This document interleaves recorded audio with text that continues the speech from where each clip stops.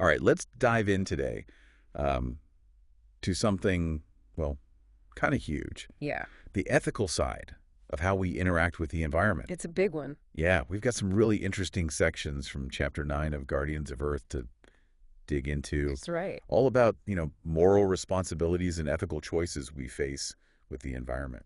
It's fascinating how this chapter just cuts right to the core of it all, you know? Yeah. Like it makes us think not just about, what we're doing to the environment, but Right. what are the moral implications of all of it? It's not about feeling guilty or anything like that. Right. It's about understanding the ethical, frameworks behind all these issues so we can make better choices. Absolutely. The first section, 9.1, really got me thinking. Okay.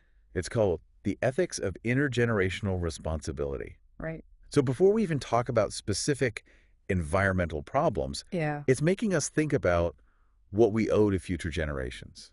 That's a powerful place to start, isn't it? Totally. It shifts our thinking away from our own immediate needs, Yeah, to thinking about the long-term consequences of what we do. exactly. Essentially, it's asking what kind of world are we leaving behind? It's a heavy question. Yeah. What does it even mean to be ethically responsible Mm-hmm. to generations we might not even meet? Well, it challenges us to think beyond, just our own lifetimes. Yeah. Different ethical philosophies look at this question in different ways, of course. Okay.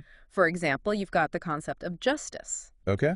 It emphasizes that future generations deserve, a fair share Yeah, of the Earth's resources and a healthy environment. of course. Think of it like we've got this pie, this Okay. giant pie that we all need to share. Mm. It wouldn't be fair for us to eat it all and Yeah. leave nothing for those who come after us. I get it. Justice is like making sure everyone gets a slice no matter when they're born. Exactly. But the chapter also talks about equity. Right? Is that the same thing? It's similar, but not quite. Okay. Equity recognizes that sometimes just dividing things equally isn't enough.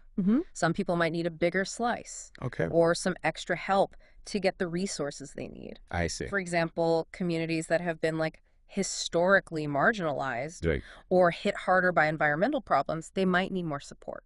So it's about recognizing that not everyone starts from the same place. Exactly.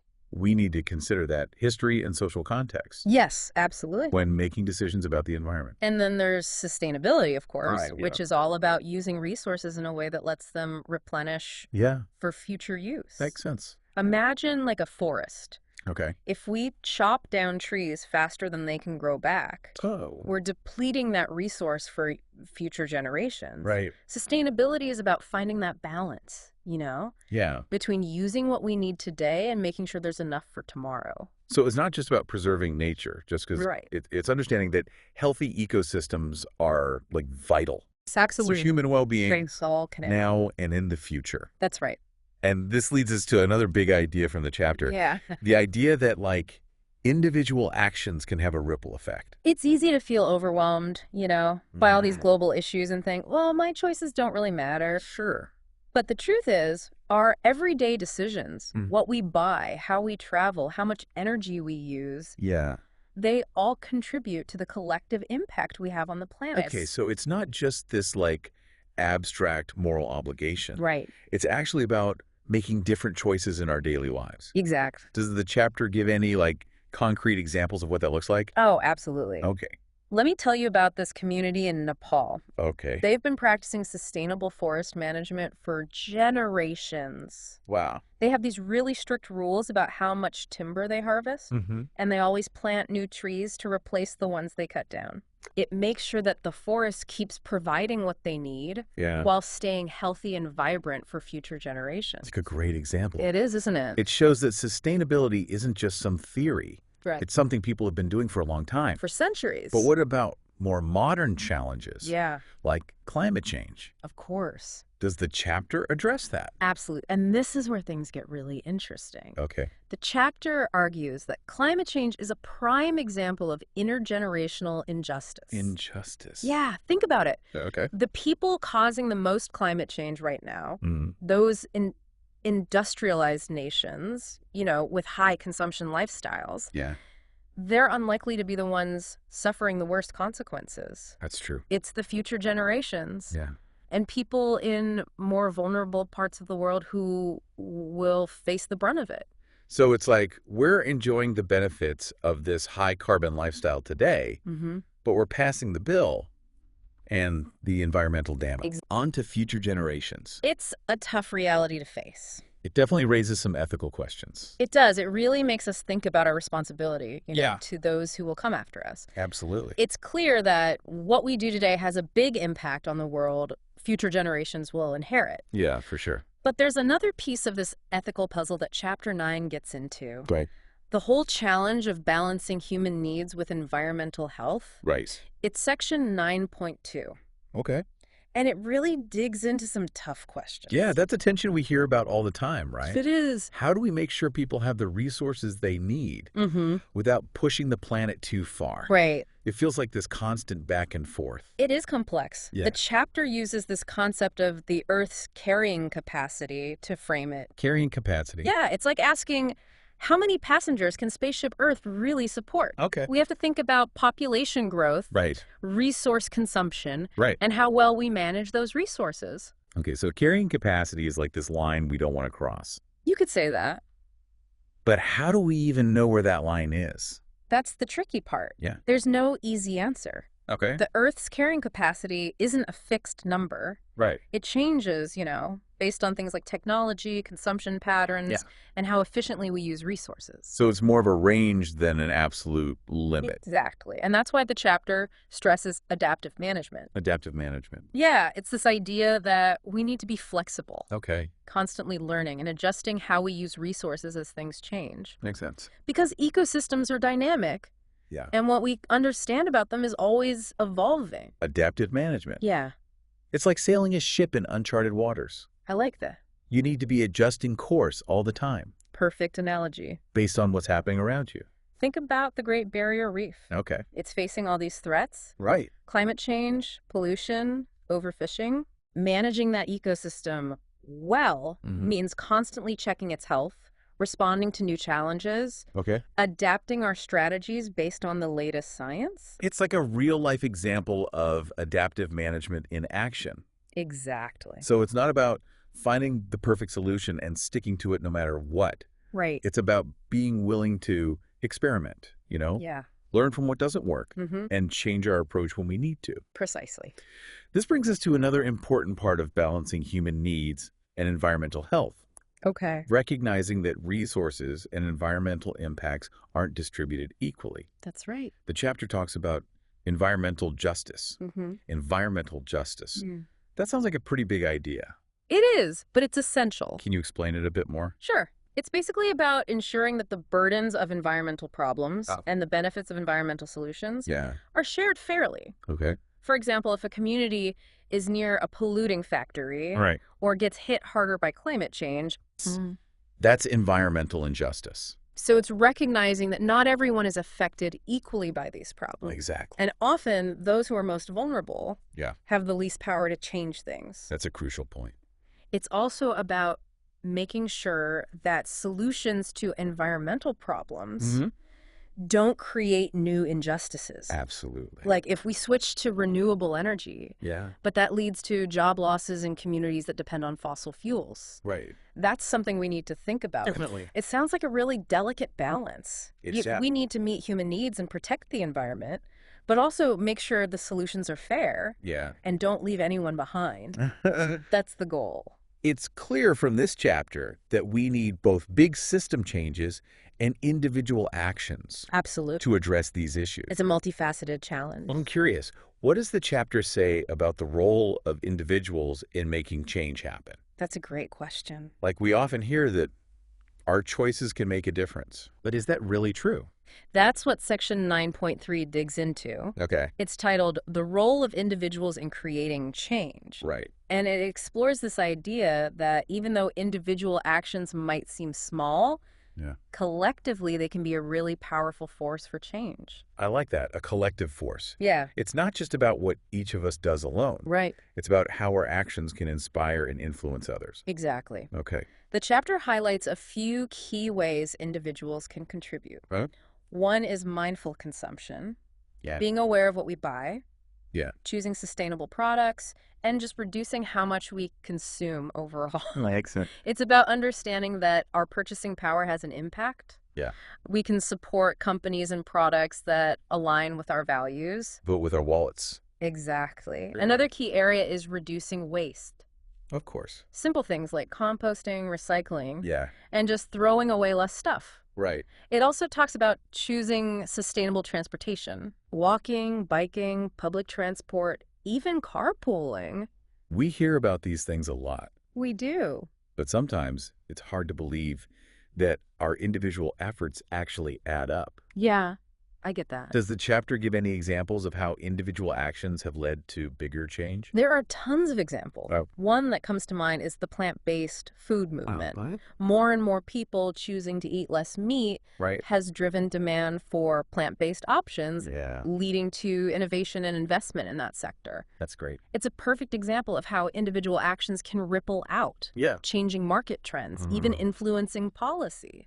So it's not just about feeling good about ourselves. Right. It's about creating demand for better options, Yeah, exactly. which can then lead to larger scale changes. That's the idea. What about people who say that focusing on individual action is just a distraction from the need for system change? That's a valid concern. Yeah. And the chapter acknowledges that individual actions alone won't solve these huge problems. Okay. But it argues that individual change and systemic change aren't mutually exclusive.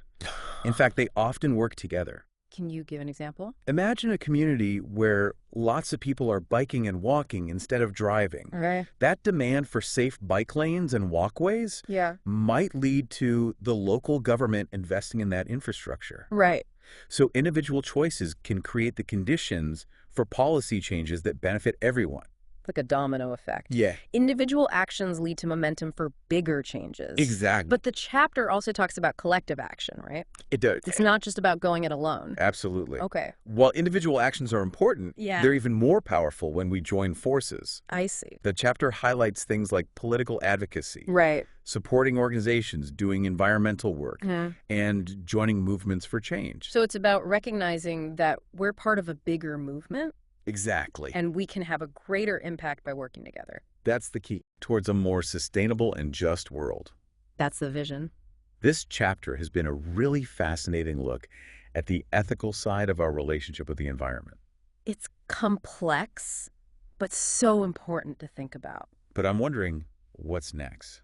Where do we go from here? That's a great question, and it's what we'll be exploring in the final part of our deep dive. Okay. We'll look at some visions for the future Okay. and talk about how we can all play a role in creating a world that's both sustainable and just. We've talked about so much in this deep dive, Yeah. intergenerational responsibility, the challenges of balancing human needs with a healthy planet. It's a lot to unpack. It is, but now I'm thinking, what does a future where we actually figure this out even look like? Mm-hmm. Can you paint us a picture?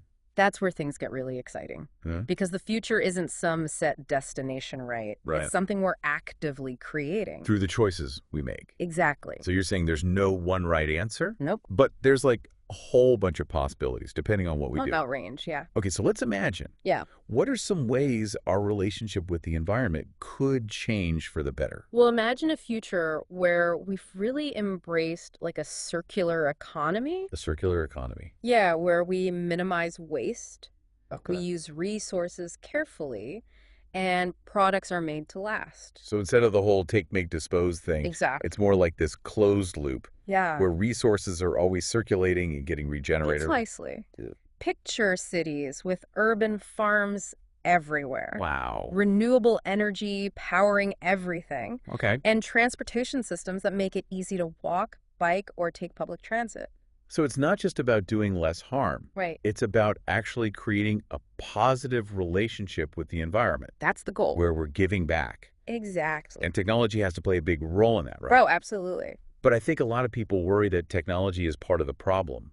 How do we know it'll be used for good? It's true, technology can be a double-edged sword. But Yeah. in this vision, it's technology designed with sustainability in mind Okay. from the start. So like ethical technology. Exactly. Interesting. Imagine AI helping us manage resources better Mhm. and monitor how ecosystems are doing. AI could help us make smarter decisions about how we use resources Yeah, and how to respond to environmental changes. exactly. That's amazing. And think about biotechnology leading to breakthroughs in renewable energy Right. and regenerative agriculture. So it's not about rejecting technology altogether. Right. It's about using it wisely Yeah. and with intention. To build a better future. I like that. And here's another scenario, a future where we've rediscovered how important our connection to nature really is. I love that. We've gotten so caught up in our human-made world We have. that we've forgotten how much we need nature. It's true. So imagine cities with tons of green spaces where everyone has access to nature. cities designed with nature woven in, Yes. that would be incredible. And imagine kids growing up learning about ecology and sustainability, Mm-hmm. not just from books, but from being in nature. It's like we've moved past this idea that humans are separate from nature Right. and finally realized we're all part of this interconnected web of life Exactly. and we need to start acting like it. That's the key. These are all so inspiring, Yeah. but they also seem pretty idealistic. Mm-hmm.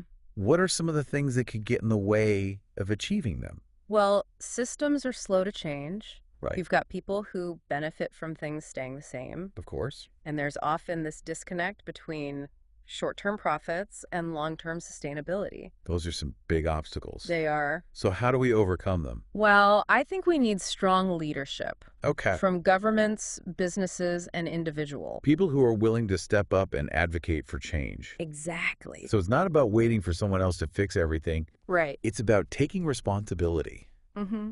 and using our voices to demand action. Absolutely. I like that. We also need policies that reward sustainability Okay. and hold polluters accountable. Right.